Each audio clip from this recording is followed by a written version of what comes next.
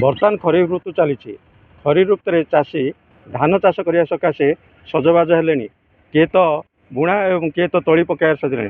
बर्तमान ओडिशा सरकार बिहन सुलभ मूल्य मिलूँ और रिहाती दर में मिले चाषी पड़ोशी आंध्रा उपरे बिहन उपर निर्भर कर जड़े चाषी आंध्रु बिहन आनितार आम देखा पाइलु और सहित आम जोगाजोग करूँ। आपण नाटा कौन कहे? सर मो ना सन्मुखर आमर बीसीतापुर ग्राम केरानी ग्राम पंचायत। कौड़ू आनिले बिहन? आम बिहन आंध्र सर मिलियापुटी। कौन कौन बिहन आनिले? 1061 1064 सर। आपण आंध्र रे केते रेट रही बिहन? केते रेट हेले भल भल धान भल ये था सर। ओडिशा रे रियाती दर रे एवं सुलभ दर रे मिले ओडिशा धान टिके अगाड़ी फगाड़ी था केते सजना आमको आग्रह ना तो आंध्र धान पर आग्रह करूँ आम। ओडिशा धान प्रति विश्वास नहीं? विश्वास ना सर।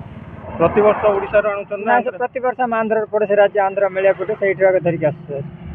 कौन कहे सरकार को ओडिशा रे बिहन थाई आंध्र उपर निर्भर ओडिशा रे बिहन सर तापति आमर बिहन भल न था सर केली अगाड़ी मगाड़ी नाइसा फाइसा सब था विश्वास योग्य हो पानी रेट हेले आंध्र रेट ओडिशा रो अधिकांश लोक चाषी आंध्र धरिक आस सर। जहाँ कहते चाषी सूर्यनारायण पट्टनायक सभापति गजपति जिला कृषक संघ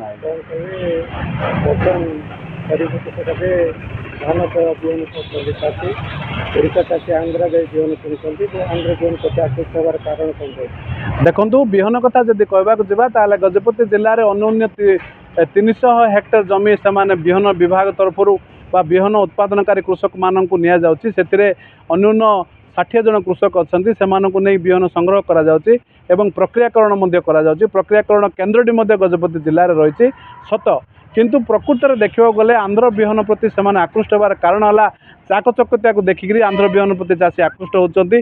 मुख्य कारण है से अखा और पैकेटिंग कथा को चिंता कले चाकचक्य को देखी चाषी केवल आकृष्ट होती किंतु प्रमाणन प्रकृति देखा गले प्रामाणिक एवं जो बिहन बर्तमान ओडिशा रे आमर मिलूँ ता भावुँ मु प्रकृत में भल बिहन जेहेतु जो बिहन विभिन्न प्रकार वैज्ञानिक पद्धति तैयारी करा जाउची एवं जो चाषी जो धान दौरान ताकू विभिन्न परीक्षा निरीक्षा करने पर पास करा जाउची तापर जाइकी ताकू पैकेटिंग होकर चाषी निकट में पहुँचुची तार बिहन जर्मिनेशन कथा जो चिंता करवा ताहले सेटा भी 90 ରୁ 95% रोचे भल रोचे ओडिशा बिहन किंतु चाकचक्यता नहीं बोली कहीकि आंध्र बिहन प्रति चाषी आकृष्ट होबार तार मूल कारण होची।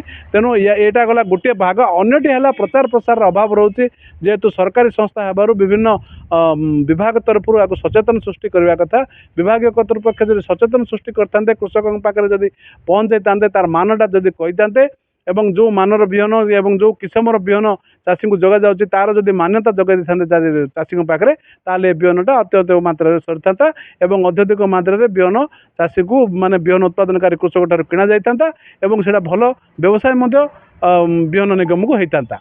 उपात अंचल होती समस्या सृष्टि होती चाषी भी अभियोग कर केली बालुंगा रोचे और जनरेशन 100% होनी बोली अभियोग देखो केली बालुंगा रहा कथा जब चिंता करवा ताले गत वर्ष के विगत वर्ष जो सरकारी फार्म जो बिहन आसला जहाँ मु जड़े बिहन उत्पादनकारी कृषक हिसाब से कहबी जे जो बालुंगा कथा कहतु कि विषा धान कथा कहतु सेटा जो भूलटा होची आपणकर जो सरकारी बिहन केन्द्र अच्छी जो आसूची से तार भूल भटका थिला ताकू परवर्ती समय से आइडेंटिफाई होता एवं पर जना जाइथिला जे सरकारी फार्म जो बिहन आसी से त्रुटि घटीला किंतु जो चाषी मैंने देते से कौन भूल भटका नाला एवं उच्च मानर बिहन था सेटा अन्य जिला को भी जाइथिला सेठी ग्रहण करा जाइथिला। विभिन्न मीटिंग रे गोटे धान पर गोटे धान दि जाऊँगी जहाँफल चाषी अभियोग करते विभिन्न बैठक और से कथाटी सुधारे गत किछि दिन तले गोटे जोनाल मैनेजर स्तरीय बैठक होता आम जोनाल मैनेजर आसी ब्रह्मपुर से चाषी मान सहित से गोटे वार्तालाप होती गोटे मीटिंग कराइला या प्रति सचेतन भी सृष्टि कराई आगामी दिन में से प्रकार परिस्थिति न होती बोली आम चेतावनी विभाग कर्तृपक्ष को देती। प्रति वर्ष से आंध्र बिहन आनी निजर जमी चाष करती एवं लाभ हो पार भल उत्कृष्ट बिहन बोली प्रकाश करछन्ती एवं ओडिशा बिहन तांको आत्मविश्वास भरोसा योग्य हो पार नथारु आंध्र बिहन आणुवा प्रकाश करछन्ती। गजपति बिहन बेरा रिपोर्टर्स टुडे।